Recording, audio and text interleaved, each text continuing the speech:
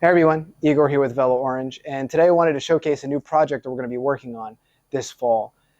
I got it a little bit on a whim because I thought it looked really cool and it was my size. But I didn't follow any of the procedures that I normally recommend for looking at a used bike, including really looking at the frame condition, component condition, whether the seat post is stuck, whether the stem is stuck, stuff like that. So this is going to be a little bit of a surprise and discovery for both you and me. So without further ado, introducing Project Pink Pony. All right, so what do we got here? So this is a 1986-ish Tommasini Prestige. I'm not exactly sure of the year because this frame is unserialized, and so I can't really decipher it that way. But there was an era, I think it was 85 to 88, where they were making these Prestiges, and I couldn't find this exact colorway that they were making. So I'm kind of guessing, judging by everything else. So the components, the paint, the 1-inch sear tube, and the fork. It's all within a few years.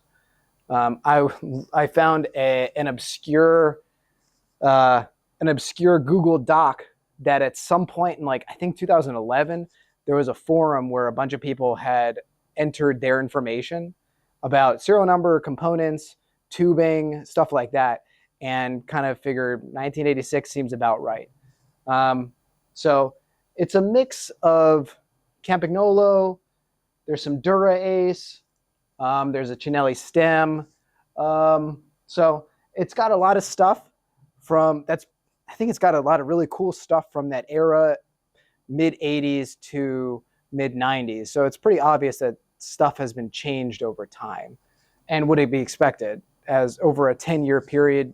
The previous owner upgraded and made things a little bit either better for him, or if something was worn out, they replaced it. So let's dive in and check each component and see what we're working with. So this is a Campagnolo Athena crankset from sometime in the early 90s, don't know exactly when. Pushing a big gear, 5342, and it's in pretty good shape. I think it'll polish up really nicely. And while we're here, let's take a look at the front derailleur. Front derailleur is actually older than the bike. This is probably 1980, but it's in really good shape. Uses a braze-on mount.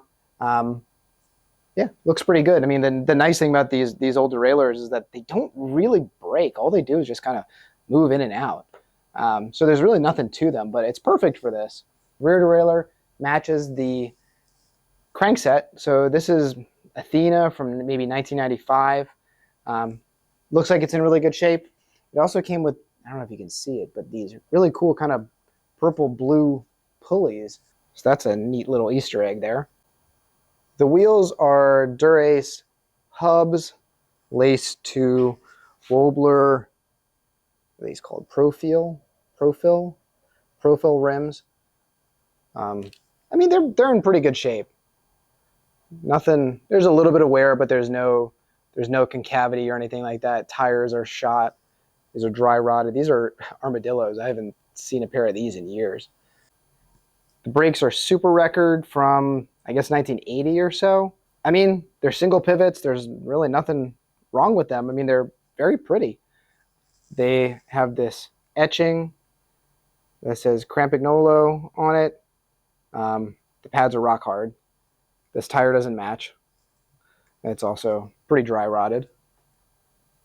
The shifters are Record Carbon from the late 90s. They're really cool. They're in pretty good shape too. These are really hard to find in complete condition. They do work, I think. More or less. Yeah, there's a little bit of scratching here, but they're complete. Whether or not we'll actually use them, I don't know yet. The bars are some sort of ergo bar of the era. These were very popular. They're very narrow. For whatever reason, they almost feel like they kind of taper. They flare in, which is a little bit different than today where they flare out. And the fork is an air fork. They use these on a lot of bikes at that time. You can see it has some of the paint fill. It's really pretty. It's in really good condition. There's a little bit of surface rust just starting to creep in, mostly just dirty, but it's in really good shape. Headset, 1-inch Campy from probably 1980, early 80s, 1-inch threaded, nothing super fancy, and it's a little bit worse for wear. There's some surface rust on it. Hopefully it'll just be cleaned up. We can kind of hit it with some Scotch-Brite, put it on the polisher, and see how it looks. And so this is kind of the beginning of some of the issues that we can see here. Number one, there's a lot of rust up here. I'm worried that the stem is stuck, and you can kind of see a lot of rust over here on the lugs. And that's the next thing we'll get into. So let's take a look at that. So as I mentioned, there is some rust, and that's the biggest issue with this frame. Everything else is kind of replaceable. It does have really nice tubing. It's Columbus SL. It's fully chromed. You can kind of see on the chainstay here. A lot of bikes, what they'll do is they'll just chrome, of the era, they'll just chrome the rear end. And what they'll do is they'll kind of mask it off, and they'll just paint where they want to, just paint the upper half of the rear triangle and leave the rear chrome. But this whole bike is chromed.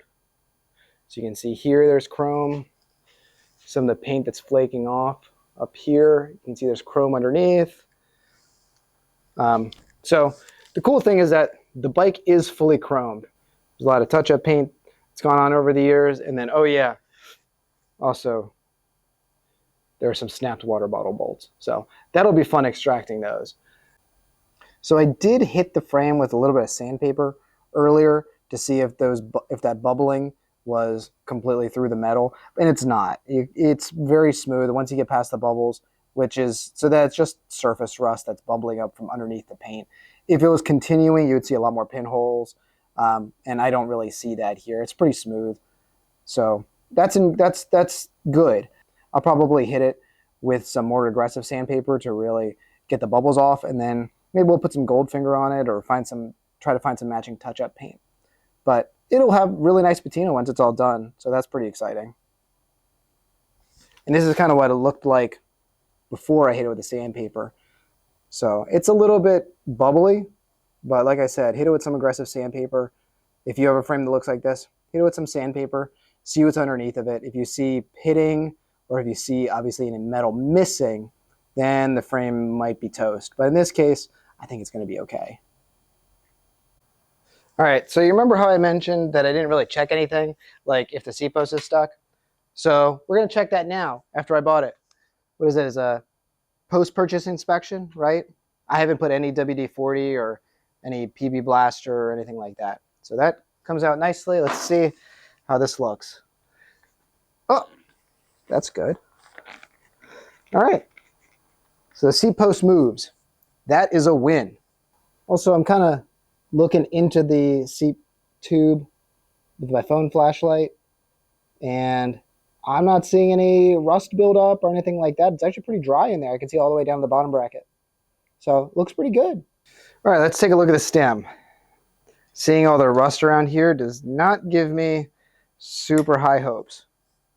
All right, so that's loose. Let's see. Uh-oh.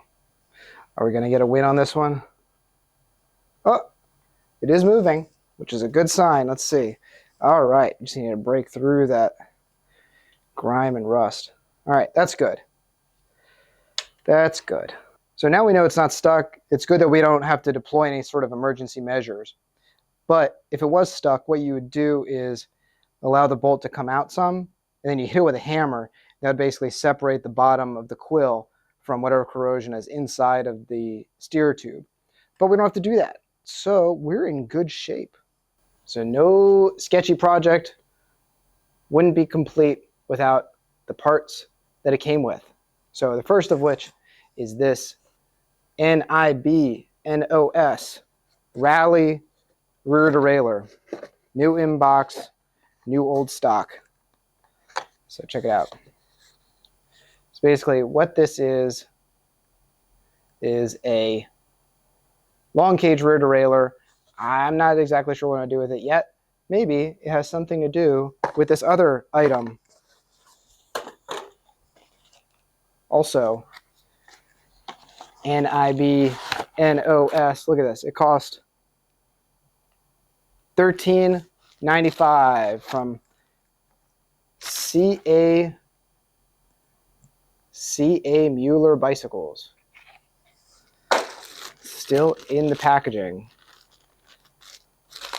Still in the gross packaging with the original grease. Wide range freewheel. So, ooh, it's a little crusty. 5-speed freewheel, much wider range than the corn cob that's on there.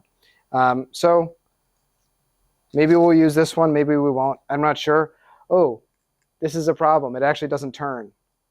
So maybe we won't use this one. I'm not sure. Maybe I'll try to crack it somehow.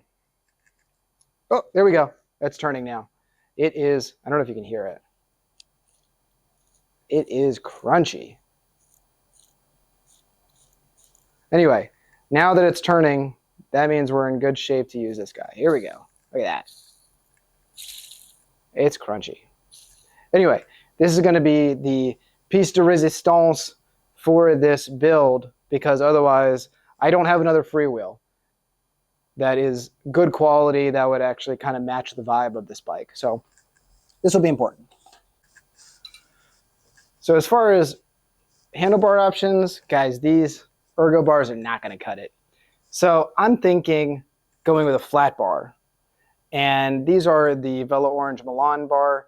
These are very popular for these drop bar to flat bar conversions on road bikes. They're not super wide, they're not super upright, so you still get that more aggressive position of these sort of traditional road bikes.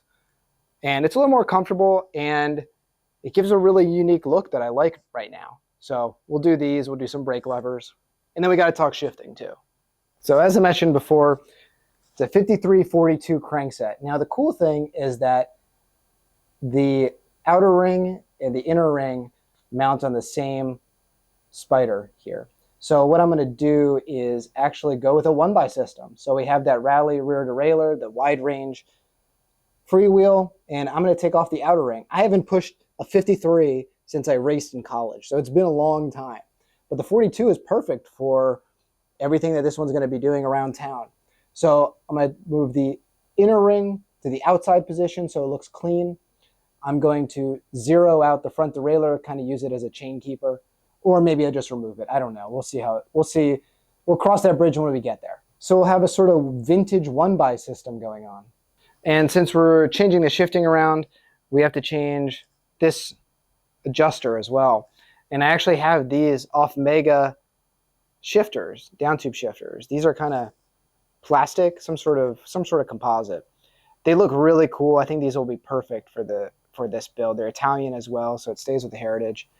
And man, these would look so cool. A long time ago, I actually was in a bidding war for a pink off Mega group set. They had a whole front derailleur, rear derailleur, shifters and everything, and I missed out on that, unfortunately.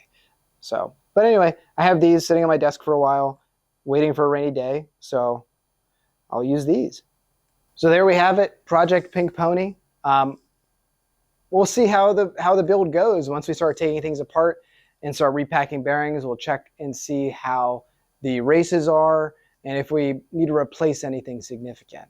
But it's an ongoing project, so maybe we'll change things as we go. Maybe I'll go with drop bars. Maybe I'll put a rack on it. Maybe I'll put fenders on it. Maybe I'll 650B it. I don't know. Let me know what you think in the comments. As always, thank you so much for watching. We'll see you next time. Happy riding.